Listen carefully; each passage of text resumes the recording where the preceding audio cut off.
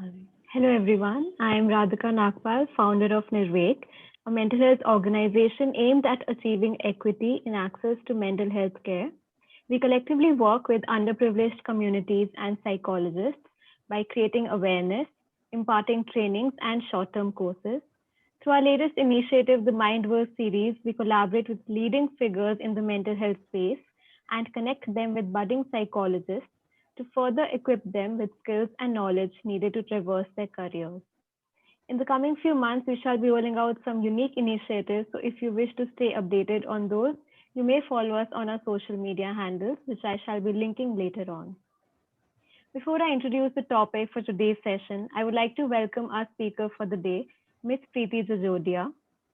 Ms. Preeti is a child development consultant by profession and a psychiatric social worker by degree. She is an alumna of TISS and NIMHANS and specializes in child development and childhood mental health issues, primarily working with parents, teachers, and caregivers. Her work with families focuses on home-based therapy for children with autism and ADHD, behavior modification training for children with emotional and behavioral issues, and general counseling for adolescents. She also works with schools, training teachers, and administrations in classroom behavior management. She is currently about to submit her PhD in social work in Vishwa Bharata University, Shantiniketan, and can be contacted for consultations, the details of which we shall be sharing at the end of the session. Thank you for joining us today, Preeti. Thank you for inviting me, Radhika. It's an honor to be on a platform where I can discuss my trade, what I do. Right. So, the topic for today's session is mental health in social work. And I believe there are some misconceptions and doubts surrounding the scope of social work in mental health counseling. So, I would first like you to address this, Preeti, the difference between a mental health social worker and a counselor. Right. So basically, it all depends on the degree that one is pursuing. So to become a psychiatric social worker, one needs to have a degree in a master's degree in social work, specializing in either mental health or medical and psychiatric social work.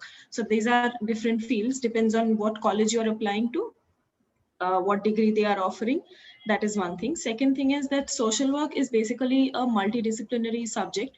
So anybody can, any graduate from any field can basically get into a master's in social work at any university. So for that, you don't need a background in psychology. You don't need a background in social work. Of course, if you do have a background in these subjects, in subjects that are related to what you want to study further, it is going to help, but it is not necessary. Right. Have a degree in a graduation degree in psychology, you can do an MA in counseling.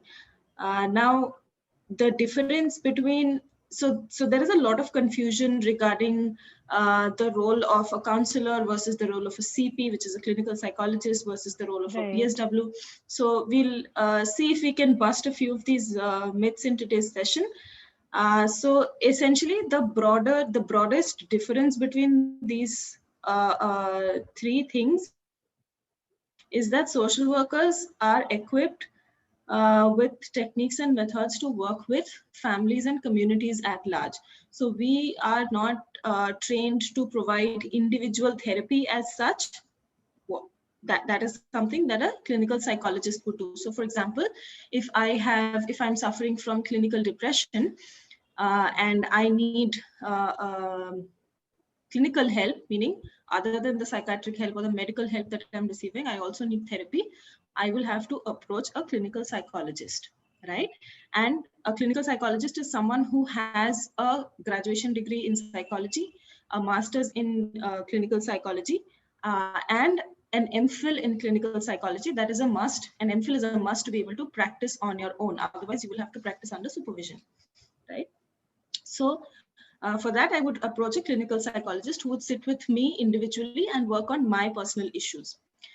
As a family member of somebody suffering from depression, I would approach a social worker. right? Right. Who is going to work with family issues that contribute to the entire illness and see how those issues can be targeted. So we are basically looking at a more holistic approach. As social workers, we look at a more holistic approach versus clinical psychologists who look at a individualistic approach, right? So Now the can difference you? between a counselor, yeah, go on. Yeah. I was just saying that if you could let us also know briefly the process that you undertake in, guiding the family with who is facing such issues. Right, we'll come to that. So as I was saying, now a counselor is not going to deal with severe mental health issues like depression, anxiety, stuff like that. A counselor is only equipped to deal with daily stresses. So since I am not trained as a clinical psychologist, I cannot provide therapy, but I can engage in counseling, which will probably be for 1 or 2 sessions for people, basically helping them figure out daily stress issues and things like that. So therapy specifically is for a clinical psychologist. A counselor can practice after their masters, as far as I know, in an organization, in an NGO or whatever, and they can basically provide counseling. They can join as school counselors. That's a good avenue for somebody who's done a master's in counseling. And social workers also have to have an MPhil to be able to practice on their own, right? Okay. So like you were saying, what are the things that we do to work with families and communities? So essentially our work, I can draw examples from my own practice. I am working, like you already said in the beginning, I am working with families on home-based therapy for disability management specifically. So what I do is I teach parents. So my ultimate target client is the child, right? So the development of the child is what our ultimate target is, but I am not dealing with the child directly because I'm not qualified enough to do that. I'm not a special educator.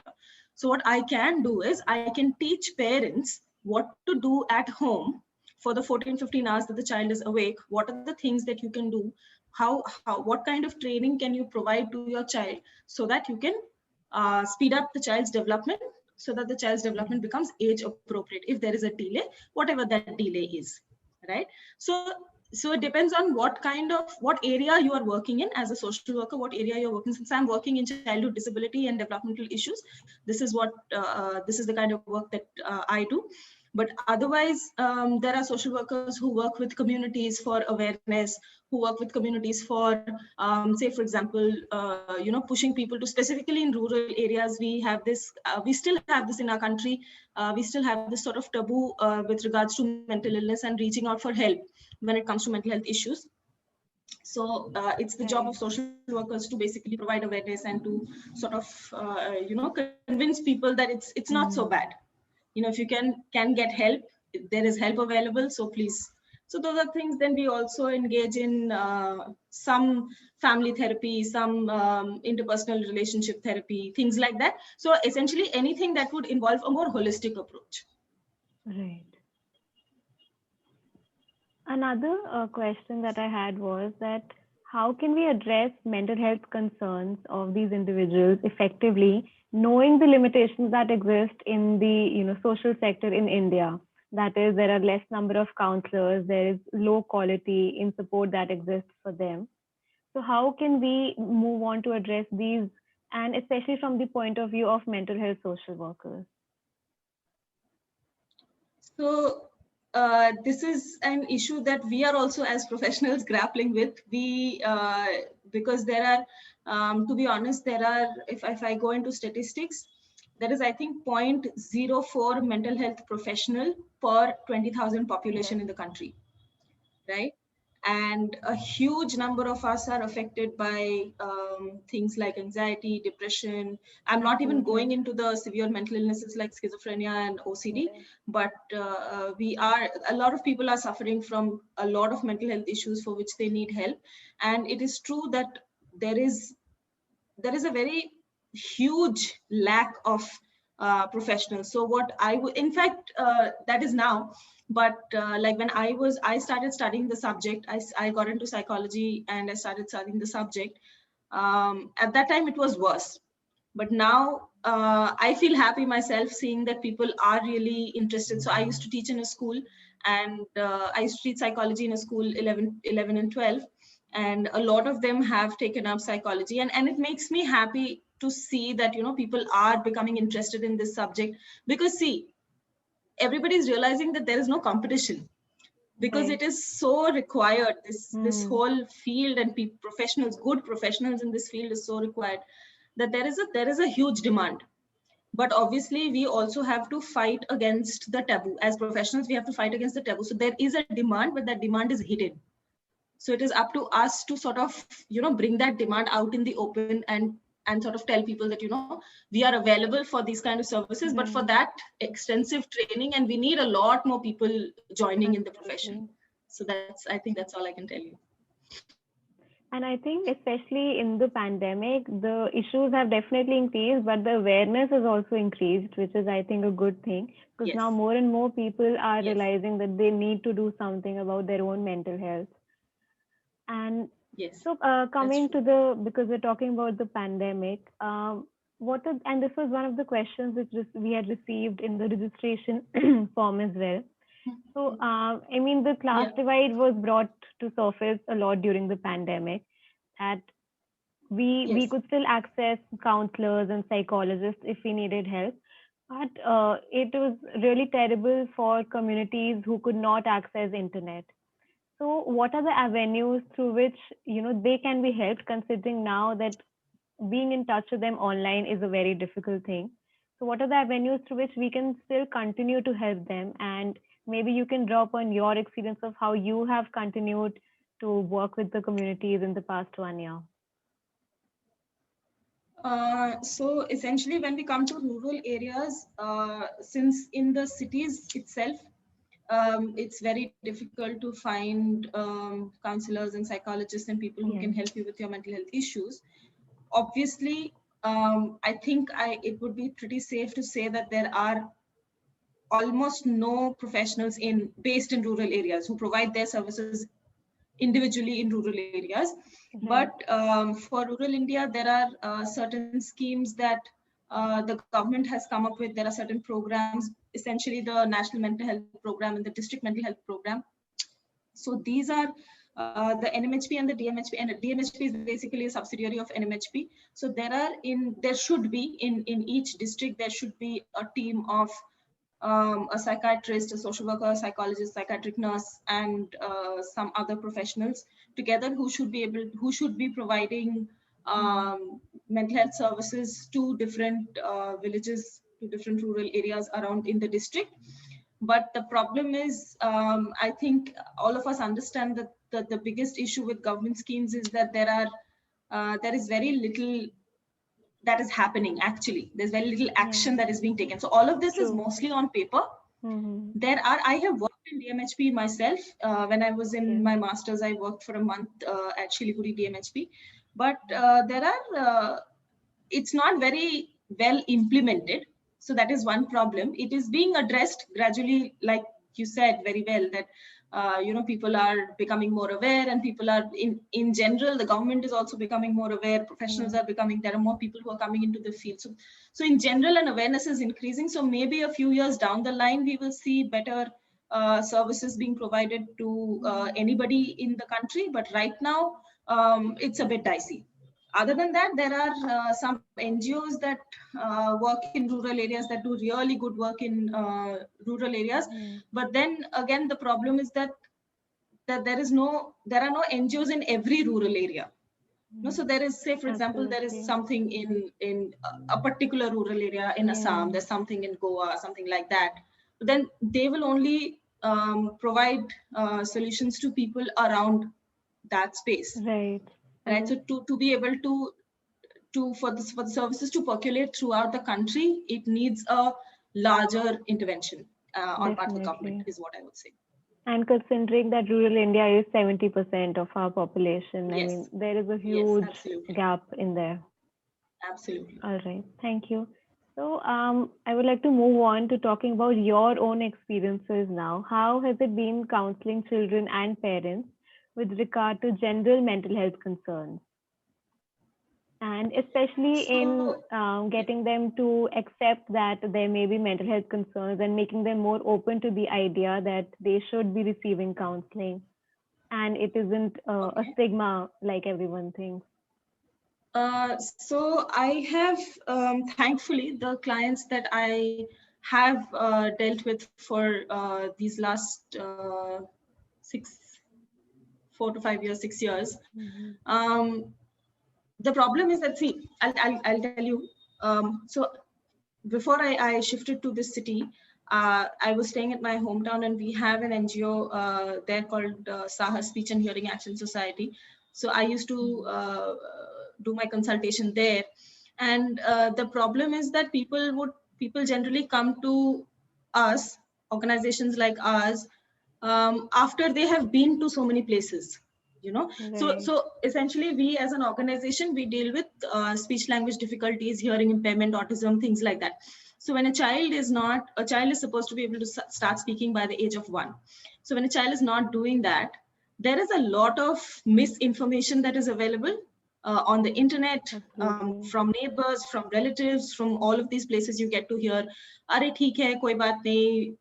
You know, Mhm. children a lot of times speak at 5, speak at 6. You know, aap bahut jalbazi kar rahe ho. So these are things that parents often get to hear. Then they would approach doctors, they would approach speech therapists, things like that, and it often doesn't work out. So when we get clients, it's very rarely that we get clients that we get children that are a few months old. So mostly we get children who are 2 or 3 years old. Already that delay has set in, right? So they're Right. already convinced that nothing else works. Mhm. So let's try this out. So I have essentially not, when I was in my MPhil also, again, we would get people.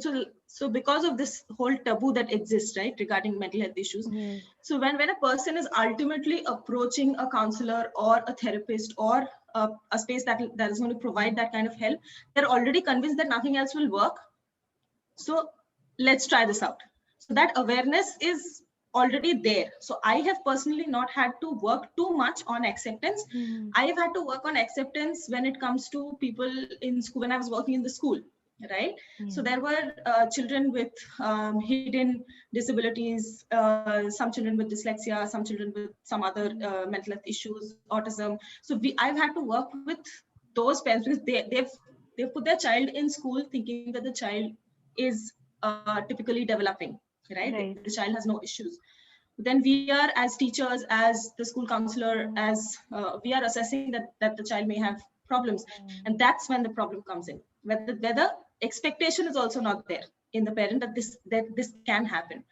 So then we've had to work on acceptance. It has taken quite a few sessions to sort of sit with the parents and explain to them and tell them that, this is what is happening and this is the prognosis. If you do not take steps right now, this is what we are going to, this is where we're going to have the child in the next few years. But ultimately, what I have seen personally is that if you sort of really try to drill it in, people, initially there will be like a resistance, but then they start accepting that, you know, uh, we must do something Yeah. about it. So it takes some time, but it also depends on the kind of persistence that you have as a professional to sort of push through that barrier Yeah. and tell them that no, this is the problem, this is what you have to do, you know. Right. Yeah. So, you're a child development consultant. Can you Yes. give our audience a bit idea about, what your work entails, in being in that profession? Sure. So, as a child development consultant, I essentially work with parents of children who have autism. So, my work is focused on developmental disabilities. So, I basically have, say, with each couple, each family, I have training sessions, say 5 or 6 sessions or 7 sessions, depending on how fast they are working and what is the demand and how fast the child is developing. So 6 to 7 sessions over 6 to 7 weeks, and then follow-up sessions, basically teaching them. So at what the level of development is of their child. Based on that, what are the things that they are supposed to do to get the child on track? So we essentially aim at mainstreaming. children with disabilities, children with autism, hearing impairment, ADHD, things like that. So we are not looking at perfect development because these are things that we cannot expect, right? So I work with parents on very basic things. So for example, in autism, there are issues like lack of eye contact, lack of response to name. So specific issues that the child will have depending on that. So it's basically a tailor-made session that we have for parents. So that is one thing that I do. I also work, this is with regards to disability. I also work with parents. I have clients who have come to me for certain behavioral issues that their children might be having. So I essentially work on disciplining and parenting and what effective parenting measures one can take to sort of make changes in the environment so that the child responds accordingly. So the idea is, I am personally very passionate about parenting in general and effective parenting methods. So what I have seen mostly is when there are behavioral issues in children, it's mostly because of the way that parents are, parenting the child essentially, right? So bringing in changes in those methods have helped quite often, have helped. It also depends on how receptive the parent is, how much and how fast they can actually bring in those changes. That basically determines how fast the child is going to change. So that's something that I work on. I also work on attentional issues, how to increase attention and things like that. So attentional enhancement tasks, stuff like that. Specifically something that we need in ADHD, that training, attention training that we need in ADHD. And then I also work with adolescents for regular adolescent issues, crushes, breakups, not liking what parents are saying, rebellion, things like that. So how parents can deal with their adolescents, how adolescents can deal with themselves and their parents. So in general, like a individual as well as family counseling thing. So any other questions from anybody else? I think we're good. We can end the session. Before we end, I would like to let everyone know that we shall be posting a recording and some snippets from the session on our social media handles. I am linking our Instagram page below, but we should also be uploading these on YouTube, and we shall be sending to you the details about that and a feedback form as well for today's session. So thank you everyone for joining. We hope you had a good time and you got all your queries solved. And thank you, Preeti, for joining us today as well. Thank you, Radhika, and thank you, everyone. Yeah, and I'm pretty sure it was really helpful. You addressed a lot of queries today for our audience. So if anybody wants to get in touch with me, or if you want to, so I'm also right now, since it's not, because of the pandemic, it's not possible to sit face to face. I'm essentially providing online appointments, doing my sessions through online appointments. So I think it'll be, yeah. So my email ID and my phone number, they're available. You can get in touch for any sort of help, spread the word, and let's make this world a better place for our children. All right. Thank you so much, Preeti. Thank you, everyone. Have a good day. Bye-bye. Thank you, Radhika. Thank you, everyone. Thank you, ma'am.